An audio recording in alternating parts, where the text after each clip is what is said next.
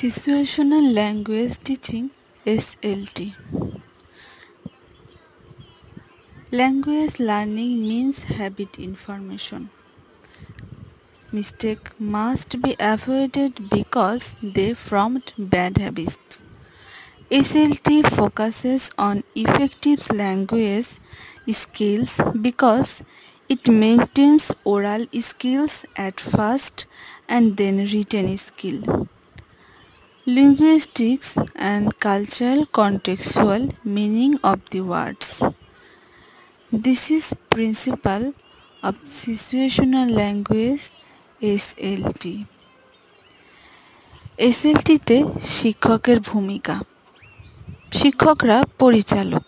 শিক্ষকদের অবশ্যই দক্ষ ম্যানিপুলেটর হতে হবে যাতে তারা শিক্ষার্থীদের সমস্ত প্রশ্নের উত্তর দিতে পারে এবং শিক্ষার্থীদের দক্ষতা বিকাশ করতে পারে। ছাত্রদের ভূমিকা।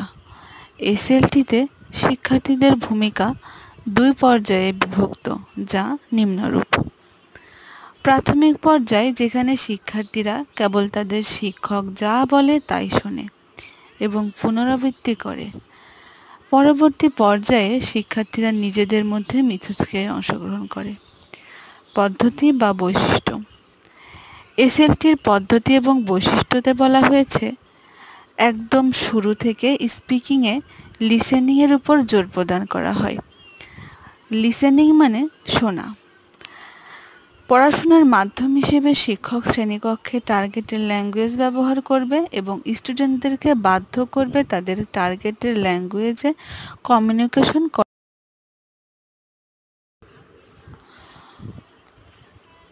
পরিস্থিতির ভিত্তিতে নতুন চ্যাপ্টারের সাথে পরিচিত করে দেওয়া। শুধুমাত্র নির্দিষ্ট কিছু ভোকাবুলারি পড়ানো। গ্রামারকে শেখানোর জন্য ধাপে ধাপে অর্থ সিম্পল শেখানো হয়, যেমন সিম্পল টু কমপ্লেক্স। ভাষা শিক্ষার 4টি মাধ্যম অনুসরণ করা হয়, অর্থাৎ লিসেনিং এবং স্পিকিং স্কিল গড়ার পরে অটোমেটিক রাইটিং এবং রিডিং স্কিলে দক্ষতা গড়ে তোলা। সীমাবদ্ধতা এবং অসুবিধা। শিক্ষকরা উপযুক্ত পরিস্থিতিতে সমস্ত আইটেম উপস্থাপন করা খুব কঠিন বলে মনে করেন এবং শিক্ষকদের জন্য এটি অতিরিক্ত বোঝা তৈরি করে।